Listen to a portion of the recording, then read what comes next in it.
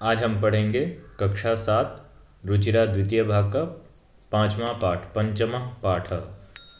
पाठ का नाम है पंडिता रमाबाई। ये जो पाठ है इसका हम अर्थ पिछले वीडियो में देख चुके थे, अब इनका अभ्यास करना है। अगर आप लोग चैनल पर नए आए हैं तो सब्सक्राइब जरूर करें और साथ ही आप हमें फॉलो भी कर सकते हैं फेसबुक पे, इंस्टाग्राम पे और तथा टेलीग्राम का लिंक दिया हुआ है डिस्क्रिप्शन में, वहाँ पर जाकर आप लोग हमारे साथ जुड़ भी सकते हैं। तो चलिए अभ्यास करते हैं। अभ्यास में है पहला में, देखिए पहला में कह रहा है कि एक पदेन उत्तरत, अर्थात एक पद में हमें क्या है उत्तर देना है। तो कौन नंबर में प्रश्न है, देखिए पंडिता सरस्वती इति उपाधिभ्याम का विभूषिता। पंडिता सरस्वती इति, जो पंडित जो उपाधि मिली थी वो इनको किसने विभूषित किया था। तो इसका उत्तर होगा संस्कृत वैदुष्येन, अर्थात जो संस्कृत के विद्वान थे उन्होंने इनको विभूषित किया था। तो इसका उत्तर लिखेंगे हम संस्कृत वैदुष्येन सा तत्र पंडिता सरस्वती चेति उपाधिभ्याम विभूषिता। इस प्रकार से इसका उत्तर हम लिखेंगे। फिर ख नंबर में देखिए रमा कुतः संस्कृत शिक्षा प्राप्तवती। जो रमाबाई थी उन्होंने संस्कृत की शिक्षा कहाँ प्राप्त की थी, उत्तर होगा रमा स्वमातुः संस्कृत शिक्षा प्राप्तवती, अर्थात जो रमाबाई थी उन्होंने अपनी माता कौन, तो लक्ष्मीबाई से इन्होंने अपनी जो संस्कृत का अध्ययन इन्होंने किया था।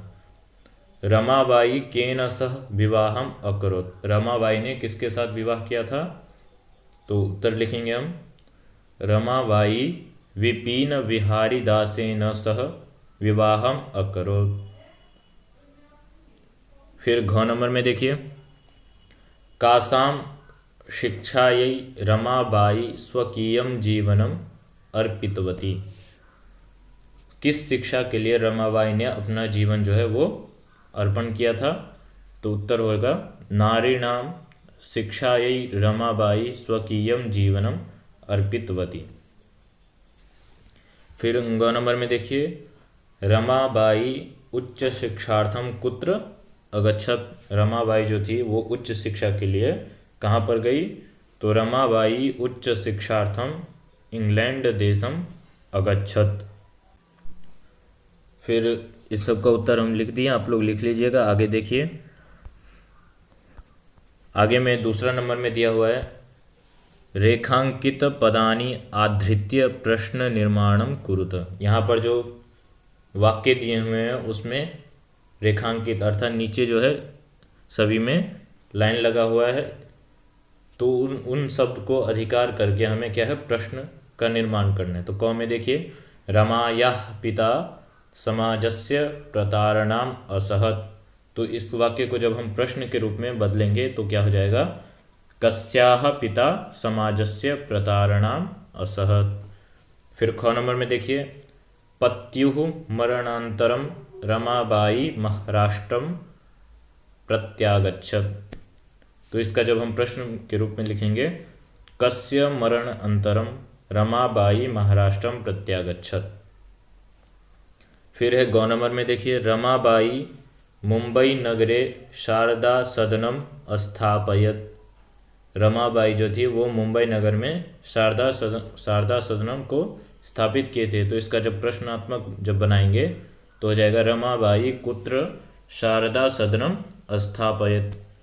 फिर घ नंबर में है 1922 तमे ख्रीष्टाब्दे रमाबाई महोदयायाः निधनम अभवत।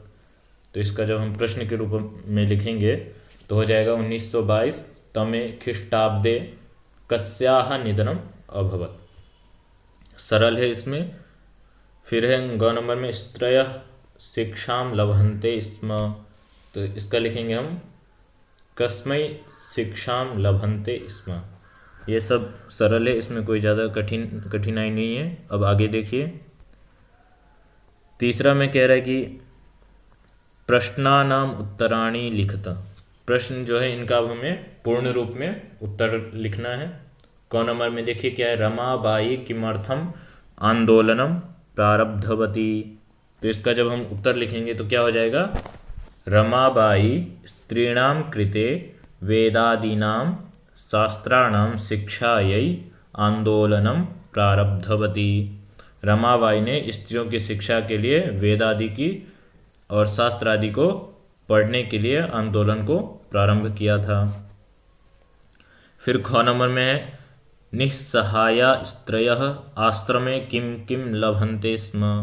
जो निस्सहाय जो स्त्री थी उनको आश्रम में क्या क्या प्राप्त होती थी, तो उत्तर लिखेंगे इसका हम निस्सहायाः स्त्रयः आश्रमे मुद्रण टंकण काष्ठ कलादीनांच लभन्ते स्म। तो उनको जो आश्रम में मुद्रण बोलते हैं छापना आदि और टंकन टाइपिंग, तो ये सब उनको यहाँ पे सिखाया जाता था।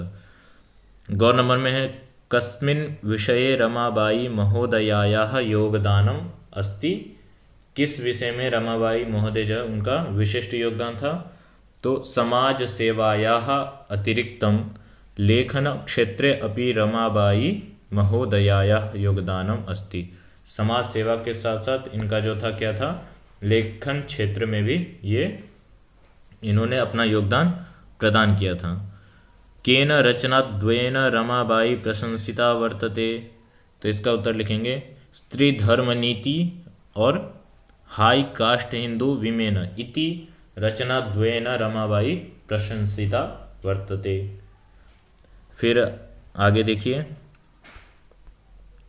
आगे चौथा में दिया हुआ है अधोलिखितानां पदानां निर्देश अनुसारम पद परिचयम लिखत। नीचे जो शब्द दिए हुए हैं उन सब का क्या करना है, हमें पद को में से जो कुछ निर्देश किए गए हैं उन सबको हमें लिखना है। तो देखिए यहाँ पद है वेदानाम, ठीक है, इसका मूल शब्द क्या है वेद, और लिंग कौन सा है पुल्लिंग, विभक्ति कौन सा है षष्ठी, और वचन कौन सा है बहुवचन। तो ये चीज़ें हमें इसमें भरनी है। देखिए कैसे है, यहाँ पे है, देखिए इसमें पिता शब्द दिया हुआ है, तो पिता में मूल शब्द क्या है यहाँ पर, तो पिता में होगा पितृ यहाँ पर, और लिंग इसका क्या होगा शब्द का, ये पुल्लिंग शब्द है, और विभक्ति क्या हो जाएगा इसमें प्रथमा विभक्ति, और वचन में एक वचन। उसके बाद है शिक्षा यही, इसमें जो मूल शब्द क्या है शिक्षा, और लिंग इसका क्या हो जाएगा स्त्रीलिंग, और इसमें विभक्ति होगी चतुर्थी, और वचन होगा एक वचन। फिर है कन्या, यहाँ पर जो मूल शब्द क्या है वो यहाँ पे हो जाएगा स्त्रीलिंग, मूल शब्द कह रहा है तो यहाँ पे कन्या होगा, और लिंग क्या होगा ये स्त्रीलिंग, विभक्ति प्रथमा विभक्ति है, और वचन जो है वो बहुवचन है इसमें। फिर नारी नाम, इसका जो मूल शब्द होगा वो नारी हो जाएगा, और लिंग स्त्रीलिंग, विभक्ति इसमें ये षष्ठी विभक्ति का है तो इसमें लिखेंगे षष्ठी, और वचन जो है वो बहुवचन। फिर है मनोरमया, मनोरमया क्या है मूल शब्द, इसमें हो जाएगा मनोरमा, और इसका जो लिंग है वो स्त्रीलिंग हो जाएगा, और इसमें विभक्ति है वो तृतीया, और जो वचन जो बच गया उसमें क्या भरेंगे हम एक वचन। फिर अब आगे में देखिए 5वां नंबर में है अधोलिखितानां धातूनां लकारम पुरुषम वचनंच लिखत। अब यहाँ पे क्या है, जैसे जिस प्रकार हम ऊपर बनाए थे वहाँ पर शब्द का हमें करना था, अब यहाँ पर कुछ धातुएं हैं उसी प्रकार से हमें यहाँ पर करना है। देखिए यहाँ पे यथा में दिया हुआ है आसीत, तो आसीत में जो क्या है धातु कौन सा है अस धातु, यहाँ देखिए अस है, और लकार कौन सा है ये लंग लकार, पुरुष कौन सा है ये तो प्रथम पुरुष, और वचन जो है वो एक वचन। तो इसी प्रकार से हमें यहाँ पर बनाना है। देखिए कुर्बंती, कुर्बंती है तो इसमें जो धातु होगा वो क्री धातु, लकार में क्या हो जाएगा लकार हो जाएगा ये लट लकार, पुरुष ये होगा प्रथम पुरुष, और वचन जो है वो एक वचन। फिर है आगच्छन, आगच्छन में क्या हो जाएगा गम धातु, और लकार जो है वो कौन सा हो जाएगा यहाँ पर, लंग लकार, और जो पुरुष है वो प्रथम पुरुष, और वचन में क्या हो जाएगा, एक वचन।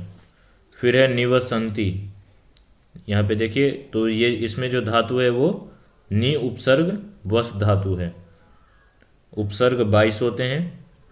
फिर है लकार, देखिए लकार इसमें कौन सा लकार है, तो लट लकार, और पुरुष जो है वो प्रथम पुरुष, और वचन जो है इसमें बहुवचन होगा। फिर है गमिष्यन्ति, गमिष्यन्ति में क्या हो जाएगा, गमिष्यति है, तो गमिष्यति में होगा गम धातु, और लकार जो है ये लृट लकार होगा, और कह रहा है कि उसके बाद पुरुष, तो ये प्रथम पुरुष, और वचन कौन सा होगा इसमें, तो गमिष्यति है तो एक वचन।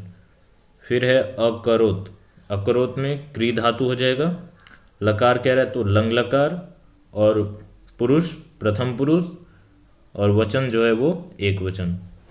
तो इसको भी हम लिख दिए हैं, आप लोग देखकर लिख लीजिए।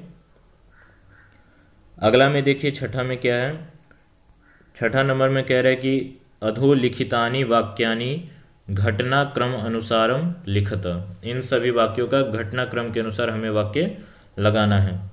तो देखिए कैसे लिखेंगे, पहला में हम क्या भर देंगे, पहला में लिखेंगे इसको 1858 तमे ख्रीष्टाब्दे रमाबाई जन्म अलभत, एक नंबर में इसको लिख देंगे। फिर उसके बाद दूसरा जो वाक्य होगा वो होगा सा स्वमातुः संस्कृत शिक्षा प्राप्तवती, ये दूसरा नंबर में। फिर तीसरा में होगा रमाबाई महोदयायाः विपिन विहारी दासेन सह विवाह अभवत, कौन नंबर का होगा, तो ये तीसरी पंक्ति होगी। ठीक है, उसके बाद देखिए आप, अब है